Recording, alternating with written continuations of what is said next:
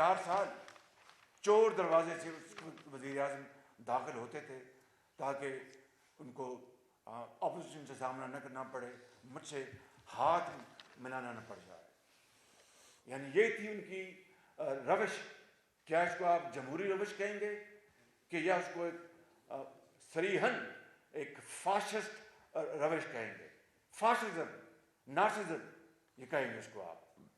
میں سمجھتا ہوں کہ اس سے کم جتنے بھی میں سافٹ الفاظ ڈھونڈوں اس سے کم مجھے ڈکشنری میں الفاظ نہیں ملتے.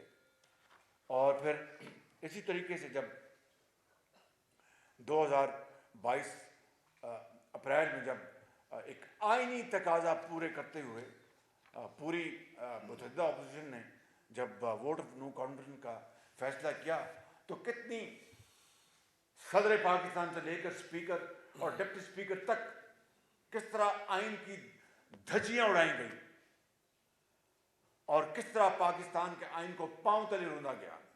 یہ بات اب میں نہیں کہہ رہا، سپریم کورٹ کے فیصلے کہہ رہے ہیں بالکل. تو یہ بات آپ کے ہم سب کے سامنے ہے.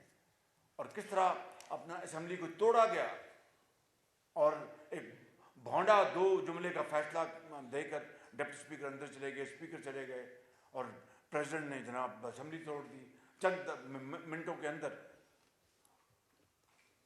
یہ ہے وہ ماضی ایک بھیانک داستان جو ہمارے سامنے ہے. مگر آج ہمیں اس معاملے کو متحد ہو کر سنبھالنا ہے. 16 ماہ کی بات ہوتی ہے. میں کئی مرتبہ بات کر چکا ہوں، یہاں پر آپ کا وقت ضائع کرنا چاہتا. I want to avoid repetition. مگر یہ بات میں یعنی ڈنکے کی چوٹ پر میں کہتا رہوں گا کہ ہم نے ریاست کو بچایا، سیاست کو قربان کیا. ورنہ پی ٹی آئی کی حکومت نے پاکستان کو ڈیفالٹ کروا دیا تھا.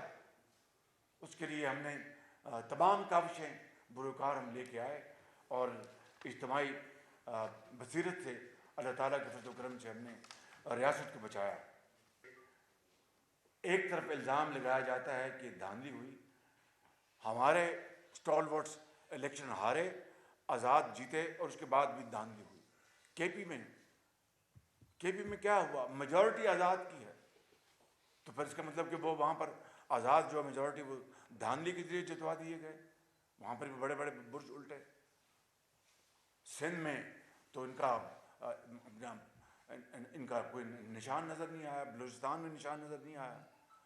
تو کہنے کا مقصد یہ ہے کہ اب یہ ہمیں اگلے مرحلے میں ہم داخل ہو رہے ہیں. اور میں نے اس طرح کہا کہ میں اپنی پارٹی کی طرف سے میں باقاعدہ یہ میں پھر کہنا چاہتا ہوں کہ اگر یہ آزاد جو ممبران ہیں وہ اپنے آپ کو چاہے وہ پی ٹی آئی لیڈ آزاد ممبر کہیں یا جس طرح بھی کہیں، بطور آئین اور قانون کے مطابق وہ آزاد ہیں. اگر وہ اپنی حکومت بنا سکتے ہیں تو بڑے شوق سے بنائیں اور چلائیں اس ملک کے معاملات کو اور چیلنجز کو میٹ کریں. ہم بیٹھیں گے، اپوزیشن میں اپنا کردار ادا کریں گے. اور اگر وہ ایسا ان کے لیے ممکن نہ ہو تو اس کے بعد ہم جو ہماری جو پارٹی ہے وہ آلریڈی ہم انگیجڈ ہیں. اپنے جو ہمارے جو پولیٹیکل پارٹیز ہیں پارلیمان میں جو ووٹ لے کے آئے ہیں، چاہے وہ ایم کیو ایم ہے، چاہے وہ پیپلز پارٹی ہے، چاہے وہ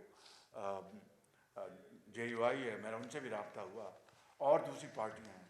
آج میری بات ہوئی تھی سردار خالد مکسی صاحب سے بلوچستان میں. تو پھر ہم انشاءاللہ اپنا رول ادا کریں گے کیونکہ ملک کو آگے چلنا ہے. جو ملک کو اس پر جو چیلنجز ہیں، اس کے ملک کو ان کے پاس جو اس کا جو ٹائم کم ہے، چیلنجز بے پناہ ہیں. آپ کا اکانومی ہے، آپ کی خارجہ پالیسی ہے، آپ کے لونز ہیں، جو قرضے جو آپ نے پے کرنے ہیں، آپ نے بگڑی معیشت کو سنوارنا ہے، مہنگائی کا آپ نے مقابلہ کرنا ہے. اب الیکشن میں انتخابات میں ہم نے ایک دوسرے کا مقابلہ کر لیا. اب ہماری جنگ ہے مہنگائی کے خلاف، غربت کے خلاف. علاج معالجہ مہیا کرنا ہے، تعلیم کے مواقع مہیا کرنے، کروڑوں جوانوں کو اور بچوں اور بچیوں کو ان کو جدید ہنر ان کے ہاتھ میں دینا ہے، لیپ ٹاپس دینے ہیں. امن و امان قائم کرنا ہے, دہشت گردی کا خاتمہ کرنا ہے. یہ جو میں یہاں پر یہ بات نہیں کر رہا, مگر یہ جو باتیں میں سن رہا ہوں, میں الزام نہیں لگا رہا, یہ it is subject to verification کہ وہاں پر جو نان اسٹیٹ ایکٹرز ہیں ایک صوبے میں, انہوں نے زور بازو پر وہاں پر لوگوں کو پولنگ اسٹیشن پہ نہیں آنے دیا اور ووٹ ڈالنے نہیں دیا, اور ایک مخصوص سے لوگوں کو وہاں پر ان کو ووٹ ڈالنے دیا گیا.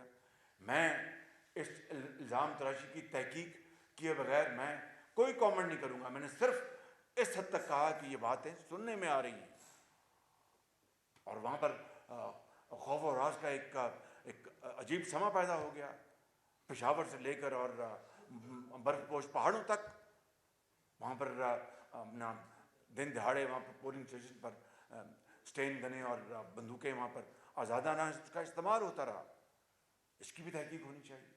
اور وہ کون تھا, وہ کون تھا شخص, وہ کون سی تھی حکومت جس نے دوبارہ ان دہشت گردوں کو سوات میں دوبارہ ان کو لا کھڑا کیا, لا بٹھایا, ان کو سینکڑوں کی تعداد میں, ہزاروں کی تعداد میں, کس نے جیلوں سے ان کو آزاد کروایا.